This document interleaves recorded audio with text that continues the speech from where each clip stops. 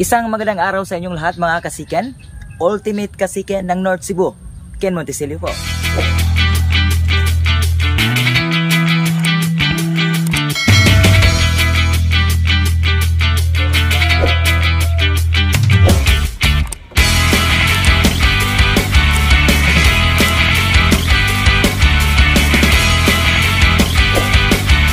Kasiken, welcome back ulit sa ating YouTube channel, and of course, you are still watching Chicken and Horse TV. For today's video mga kasiken ay ipapakita po namin sa inyo yung pong kakaiba po naming bakod na ginagamit po para po sa ating alagang manukan. Sa ngayon po, hindi pa siya functional, but I know siguro mga sa susunod po na araw, dahil we are planning po na palibutan na po ng bakod yung aming pong area. So ipapasilip na po namin sa inyo kung ano po yung bakod na ginagamit namin, sapagkat ito po ay double purpose. Meron nga po tayong kasabihan na hitting two birds in one stone, kaya ipapakita po namin sa inyo itong aming double purpose po na uri ng bakod. But before that mga kasiken, dahil nga Sunday ngayon, every Sunday nga po pala, or every weekend, it's either Saturday or Sunday, nagbibigay po kami ng probiotic sa tanghalian po ng ating mga alaga. So ngayon, samahan niyo po ako at bigyan muna natin bago tayo pumunta po sa aming kakaibang bakod. See you mga kasiken. So nandito po, ito po yung ginagamit natin. Makaunti na lang po ang ating probiotic.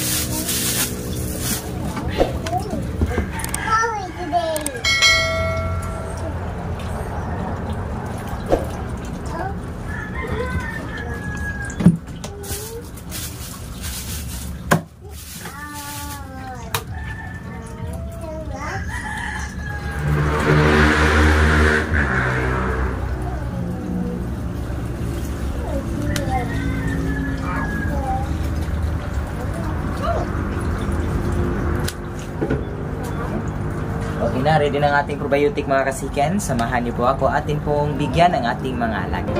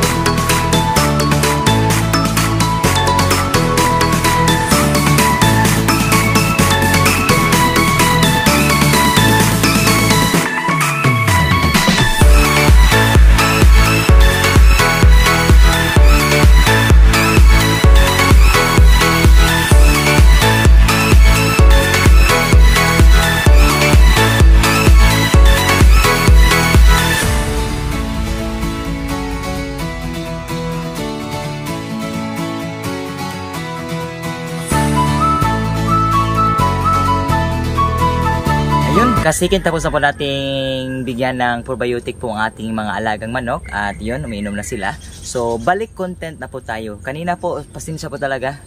Medyo na wrong send po pala tayo. So, hindi po yung bakod po yung kakaiba natin, but yung poste o yung haligi po na pagkakabitan po namin sa ating bakod. So, kung napapansin nyo po dito sa aking likuran, ito po. Hanggang doon mga kasiken. So, yun po yung kakaibang bakod na ginagamit po namin. Dahil nga, dito po sa mga posting ito, dito namin ikakabit po yung lambat po na gagamitin natin para po sa ating bakod. Ayan, so ito nga po pala yung atin pong pagkakabitan po ng ating lambat. So sa tingin ko, sa susunod na linggo pa namin ito magagawa ni Papa sapagkat medyo busy pa. But dito po namin ikakabit yung mga lambat. So, save na po tayo sa ating pong gagawing poste. At the same time po, kapag mamumunga na po ito ay magagamit din natin ang bunga bilang pamurga po sa ating mga alagang manok sapagkat ito po ay beetle nut. So medyo malalaki na po sila mga kasiken. Tinanim natin sila last 2021 at ngayon 2024 na po. So nasa around 3 years na po sila. Siguro hopefully po ay makapagbunga na po sila sa susunod na taon para rin po magamit na. So dito natin ikakabit yung ating lambat para po magamit na po natin ang area ito at makagalagala na po yung ating mga basilan freely po para mas mapadali nating maparami sila. So doon ay tatamnan din natin doon ng mga beetle nut rin. But dahil nga magkakabit na kami ng lambat sa susunod na linggo ay siguro yung munang bamboo po. Sa amin tinatawag namin ng guod, yung pong haligi o poste na matigas na parte ng kawayan po. So doon banda. So dito sa kabila of course ito yung gagamitin natin. So nasa marami-rami na po yung posting tinanim natin. Ayan. So kung ating bibilangin ay mahigit po ito sa 3 po siguro. Ayan. At dito meron tayong isang malaki na puno. Sa tingin ko ay malapit na po talaga itong mamunga. Ayan mga kasiken. Sobrang taas na po talaga. Okay. And of course, hindi lang dito yan. Meron din dito. Tinaniman na namin ito. But medyo maliliit pa sila. Ayan. Kasi just last year pa namin ito tinanim, 2023. Hindi pa masyadong malalaki. But marami po sila mga kasiken. Okay, at dito, ayan. So nasa 1 year old na po ang mga beetle nut natin. Ayan. And then may mga papaya din. But ito yung magsisilbing nating haligi po para sa ating bakod. Ayan. So libutin natin mga kasiken para makita niyo po. And maybe sa susunod na mga taon may papakita po namin sa inyo yun pong kagandahan po ng atin pong inyong bakod. Ayan. Hanggang dito po. So ito po kasi yung plano natin mga kasiken. So ayusin natin ang bakod ng ating mga laga. So dito, ayan, para medyo malaki na po yung area. Naka-free-range lahat po yan mga basilan. At ito na yung gagamitin nating mga haligi o poste ng ating lambat. Ayan. Okay. So ayos, di ba mga kasiken? So hindi lang natin gagamit na pang bakod. At the same time, ang mga bunga po nito is gagawin natin pamurga.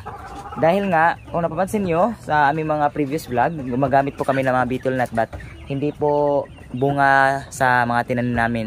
Hinihingi lang po namin sa aming pong kapitbahay. But ngayon hindi po kami humihingi sapagkat medyo malayo po ang kanilang beetle nut na mga pananim. At usong-usong ngayon po yung cobra na banakon, so nag-iingat po tayo. Kaya nga, every time po na nanghihingi kami ng beetle nut na ginagamit na pamurga, humihingi din po kami ng mga rooted para po meron kaming maitanim na at okay naman po dahil nga successful, medyo malalaki na sila. Ngayon, meron pa kami rin counting mga beetle nut po na rooted. So, ito po yung itatanim pa natin sa iba pang mga area.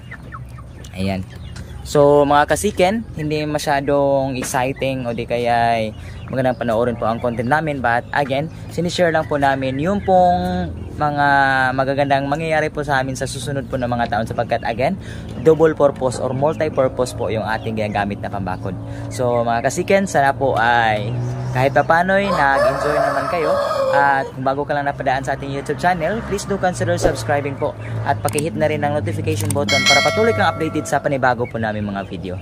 Sa mga solid subscriber, supporter, maraming salamat po sa patuloy na panonood. Pasensya po sa ating boses, medyo paus tayo ngayon. Hanggang dito na po ang aming content. See you po sa sunod na mga uploads.